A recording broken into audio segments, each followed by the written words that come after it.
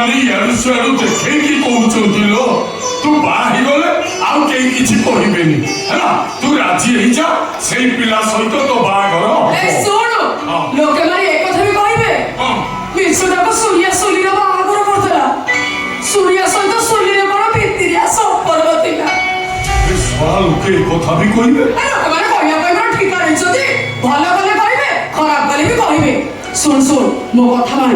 ମୋ ବାହାଘର କଥା ମନ ଭିତରୁ ପୋଛି ଦେ ଆରେ ମୁଁ ତ ଗୋଟେ ଖାଉଛି ପିଉଛି ବହୁତ ଭଲରେ ଅଛି ତୁ କାଇଁ ମୋ ପାଇଁ ବ୍ୟସ୍ତ ହଉଛୁ କହିଲୁ ମୋ କଥା ଶୁଣ ନିଜ ବାପା ମା ପାଖରେ ଥିଲେ ମୁଁ ତ ଏତେ ଖୁସିରେ ମୁଁ ନଥାନ୍ତି ତୁମ ନିଜ ଭାଇ ମୋ ସତ ରକ୍ତର ସମ୍ପର୍କ ବି ନାହିଁ ହେଲେ ଦୁନିଆ ଭାଇ ଭଉଣୀର ସମ୍ପର୍କ କଣ ମତେ ପଚାରେ ମୋ ବି ଠିକଣା ଜବାବ ପାଇବେ